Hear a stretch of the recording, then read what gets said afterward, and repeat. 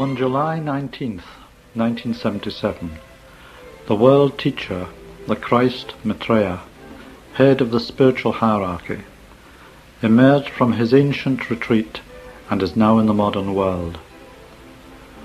With his disciples, the masters of the wisdom, he will inaugurate the new age of synthesis and brotherhood.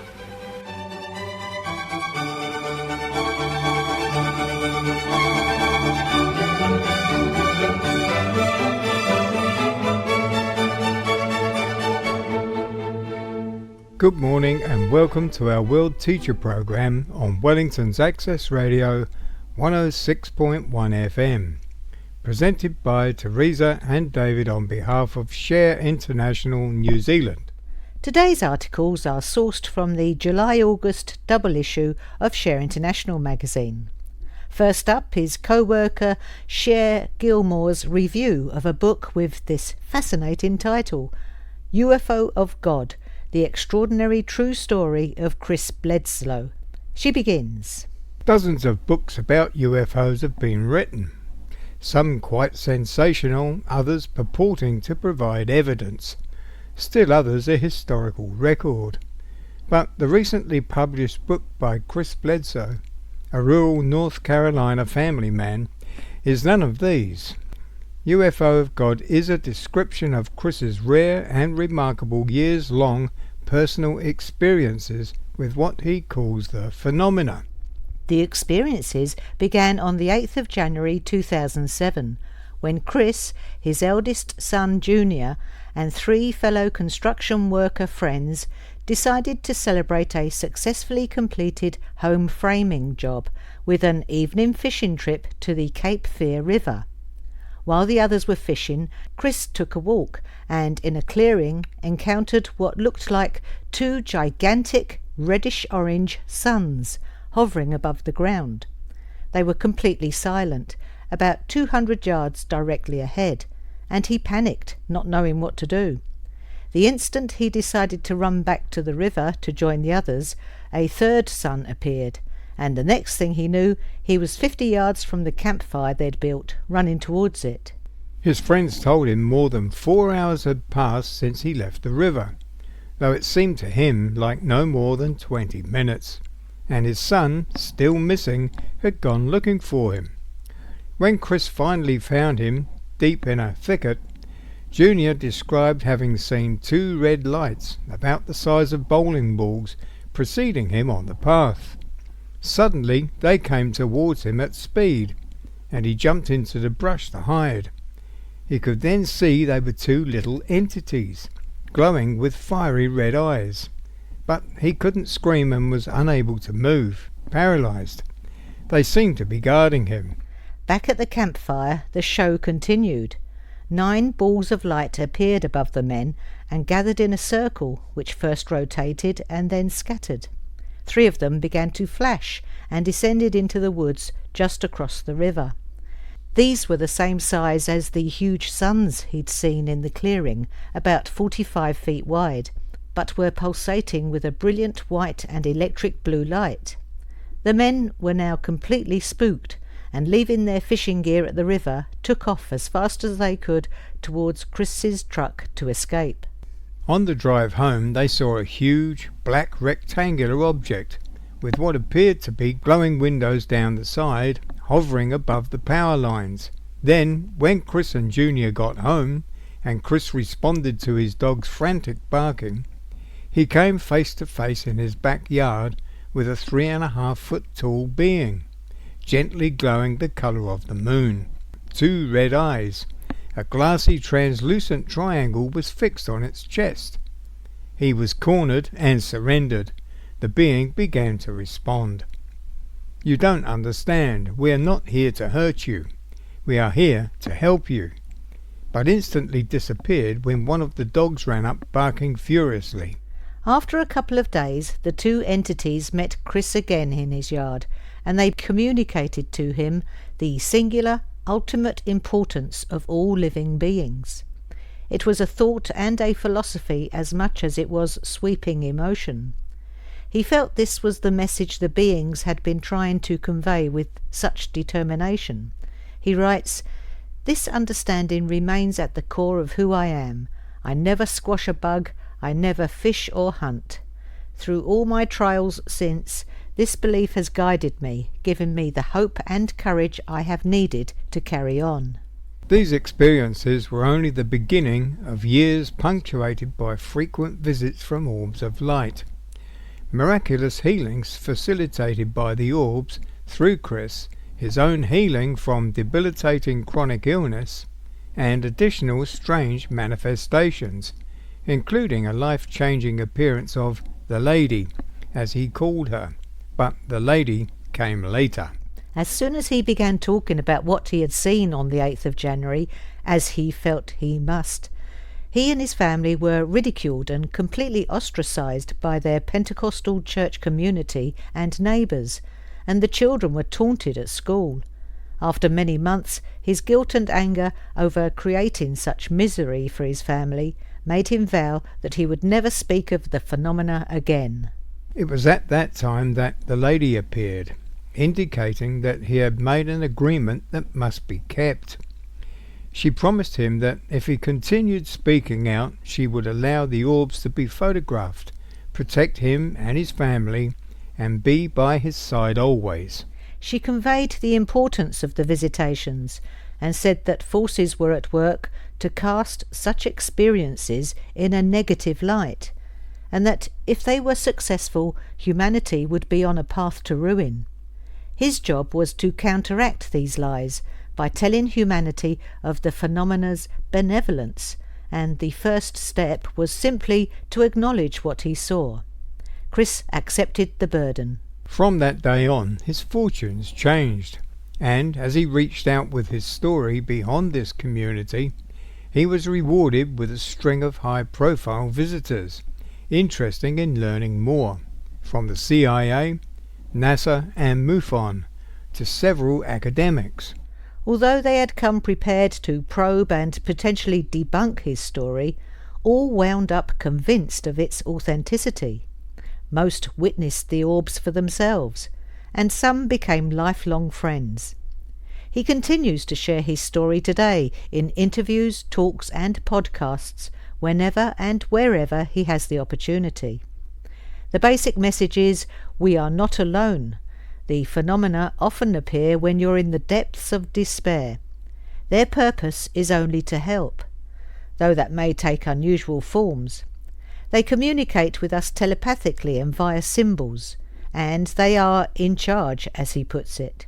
Readers of this magazine and students of the ageless wisdom and spirituality in general will no doubt resonate with many aspects of Chris's experiences with the phenomena. For example, although for Catholics the lady often represents Mary, the mother of Jesus, she could also be seen as the Divine Mother, or the Mother of the World, as depicted in one of Nicholas Rollrich's paintings. The fact that Chris was told he had agreed to his mission implies that we plan our lives prior to incarnation, or perhaps incarnate for a specific purpose in a particular lifetime. It also suggests our soul's existence beyond the limits of the body. The teaching of the beings that all living creatures are sacred is a basic tenet of the ageless wisdom, since everything in creation is interconnected, alive and interdependent. Each part is an indispensable piece of the whole, to be cherished and cared for. The fact that a spiritual kingdom exists above the human is another element of the ageless wisdom illustrated here, and that under the right circumstances we can communicate with beings in that kingdom. Chris doesn't know who the beings are or where the orbs originate, but he firmly believes they are spiritual phenomena that have only a benevolent purpose, based on his personal experience of them. Could they be extraterrestrials? The orbs are unlike the saucer-like vehicles described by early contactees like George Adamski, but UFOs have since been observed in many different forms, some like the orbs Chris experiences. Space brothers have also been described by contactees as being of widely varying heights, some very short.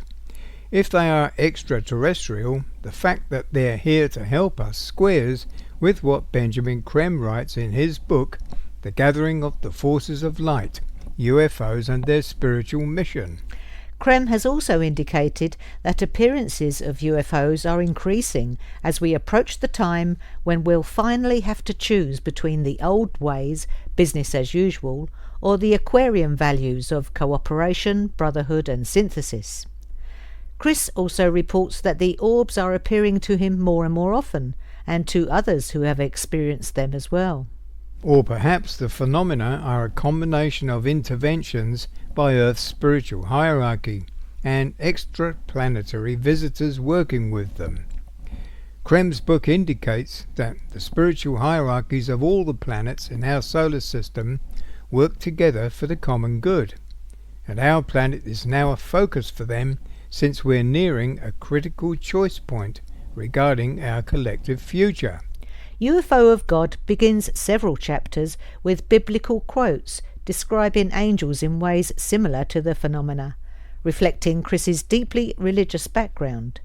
For example, he makes his angels spirits and his servants flames of fire, Hebrews 1:7, and the appearance of the living creatures was like burning coals of fire, like the appearance of torches moving to and fro among the living creatures, Ezekiel 1:13. Chris's dark periods of suffering are reminiscent of the experiences of the biblical Job. Were these travails to test and train him for his task of telling a story that would be frightening to some and a threat to others? Was his childhood experience of getting shot near the heart in a hunting accident and retaining some of the metal pellets in his body part of his soul's plan to make him more sensitive to the vibrations of the phenomena? How was he able to understand the entities when they didn't actually speak? Is this a foreshadowing of humanity's ability to communicate telepathically in the future, as is predicted in the Aegis Wisdom teachings? UFO of God raises many questions, but what cannot seriously be questioned is Chris Bledsoe's upright and honest character, his dedication to the truth, his lack of ego and self-interest, and his courage in bringing forth information that challenges a cynical world. These qualities shine through in his interviews as well. The book has been described as compelling, but gripping seems more accurate. It's an eye-opening read that should be circulated widely.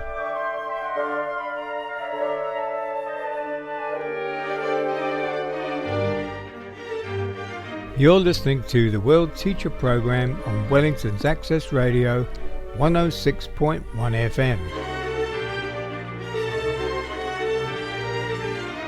The next article is titled UFOs Over Our Heads and begins.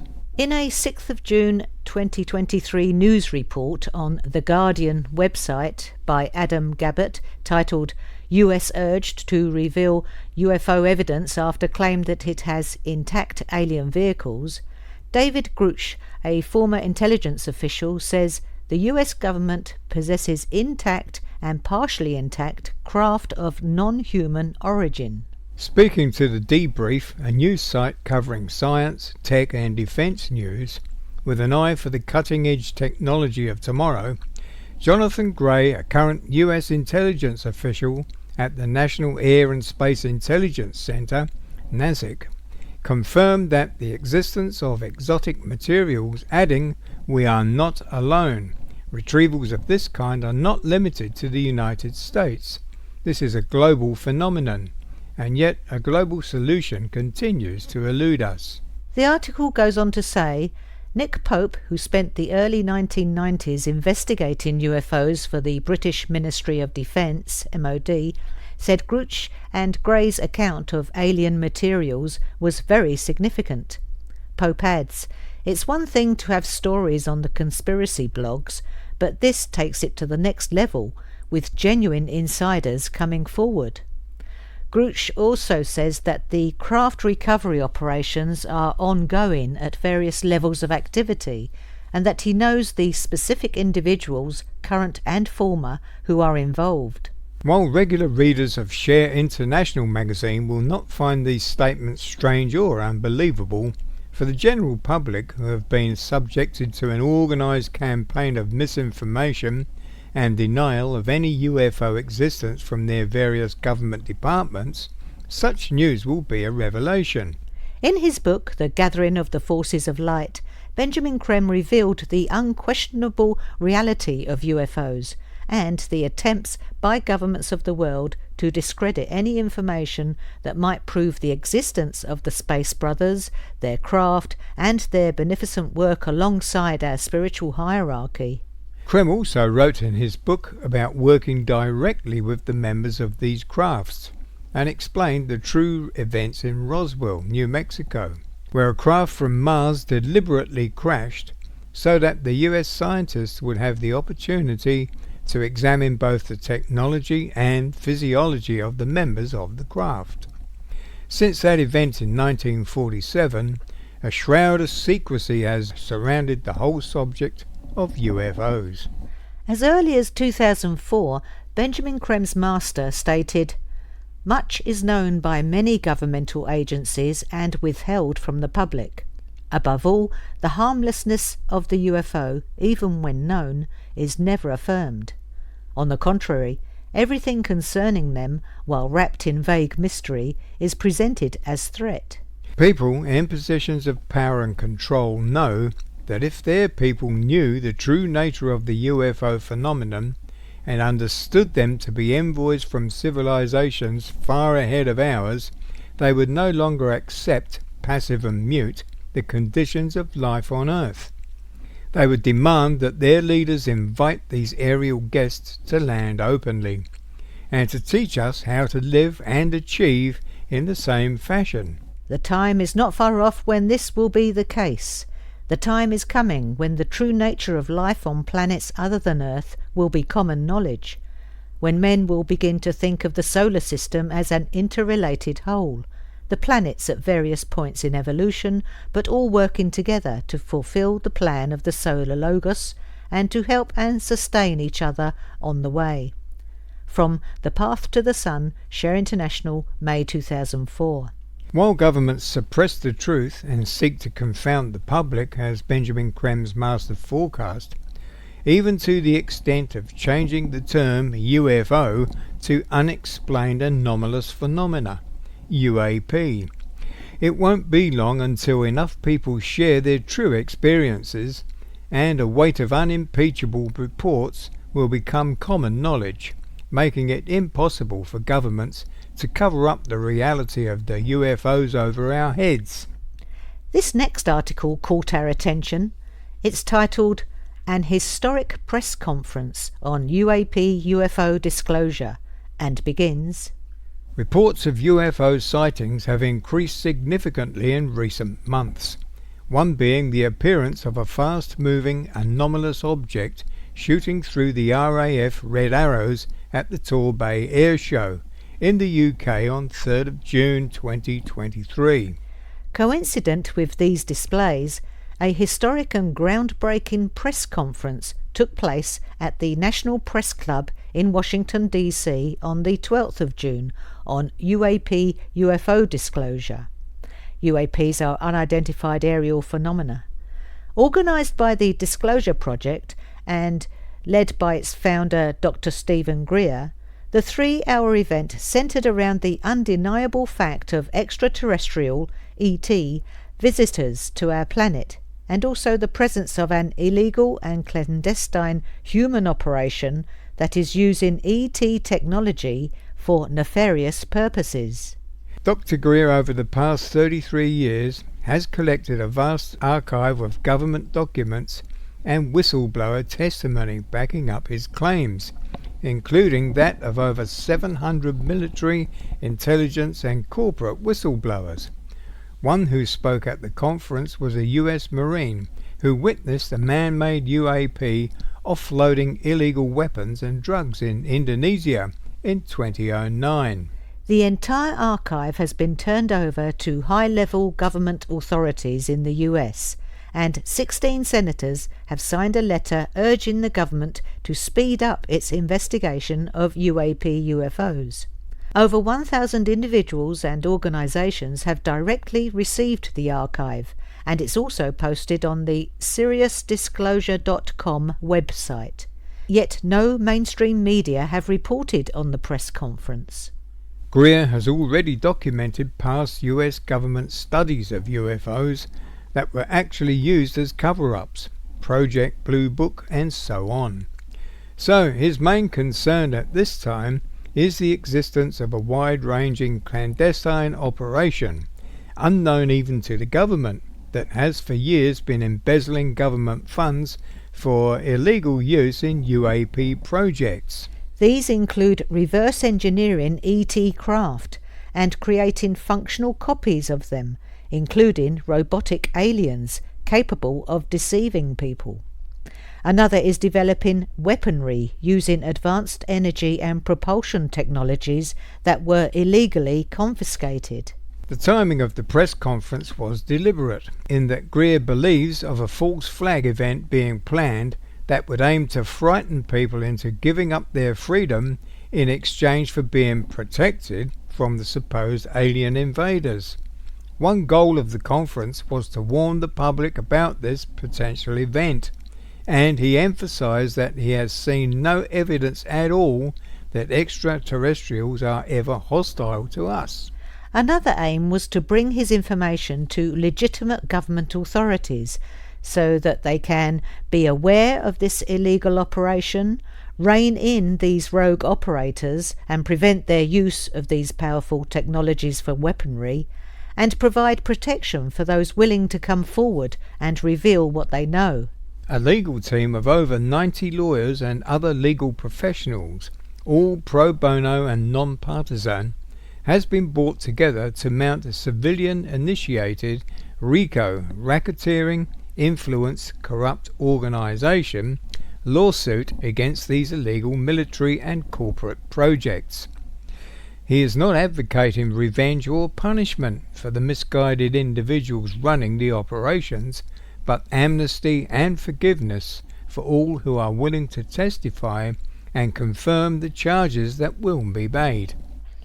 The technologies being deployed illegally could replace all fossil fuels, nuclear power and electric transmission systems, and therefore end the climate crisis, and would create a new economy free of poverty and pollution within a generation, if used for the common good rather than warfare.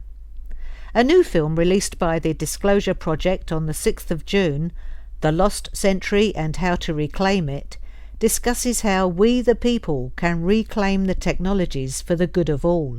It's really about the renewal of democracy, Greer states, because everyone says we're in a free country, in a democracy, but how free and how democratic can it be if the most important technologies and the most important discoveries are kept from the media and the public and our policy makers? Source seriousdisclosure.com. We'll end our programme with The Way to the Stars, as given through Benjamin Creme by his master. It will soon become apparent that humanity has come to an impasse through which there is no obvious pathway. The blind following of market forces has brought the nations to a standstill in their fierce battle for markets and profits. Some tread more carefully as their economies falter, while others, especially the newly rich, soldier on, intent on even greater riches and growth. Slowly it is dawning on the more experienced that all is not well, that the future looks bleaker than it should, that the ever-dreaded slump may not be far off after all. One might almost say that a new realism is beginning to show itself. In this situation there is only one way for the governments of the world to go, a way so new, so imponderable, it would seem, that almost no thought has been given to its realization. This new way is the cornerstone of Maitreya's advice to the nations. It is a way untried and yet so obvious in its efficacy that men will be astonished by the success of their actions when it is implemented. The way is sharing, the straightforward demonstration of the oneness of men. The principle of sharing brings into manifestation the quality of divinity. When men share, they will reveal themselves as potential gods. Nothing is so truly divine as this great gesture of brotherhood. When men see this, they will enter into a new definition of themselves and will begin the establishment of the era of righteousness. So will it be. When Maitreya enters the lives of men and brings his counsel, a new chapter will open for men. They will know that they are not alone in this vast universe. They will know that there are many other worlds in which their brothers work for them, saving them from much harm. Maitreya will inaugurate the era of contact with these their far-off brothers, and will establish a future of mutual interaction and service. Thus will it be. My friends, these are not idle dreams, but the considered words of one who knows.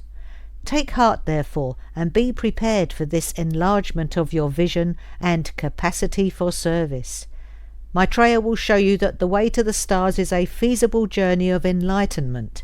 He will show that the units of the one life manifest themselves throughout cosmos, that until now this knowledge has been withheld from men, but will provide a sure path for future generations to follow. Much depends, therefore, on men's response to Maitreya's guidance. Men have indeed the choice to remain as men stunted in their growth of their magnificence, or to become what in truth they are, veritable gods. Maitreya is sure that men will respond from their hearts, and that he will guide them towards their destiny. And that's our programme for today. If you have any questions, please call us on 06 3646 101 or visit the website share-international.org. To inquire about Cher International magazine subscriptions, books by Benjamin Creme, or our monthly free-of-charge newsletter, the number is 04234 1133, or write to P.O. Box 9576 Wellington. Thank you for listening to us on Wellington's Access Radio 106.1 FM. And please tune in to our next World Teacher programme on Saturday the 30th of September at the usual time of 10 a.m. You can listen again to this programme and previous ones by visiting our website at share-international-nz.info and click on the radio tab.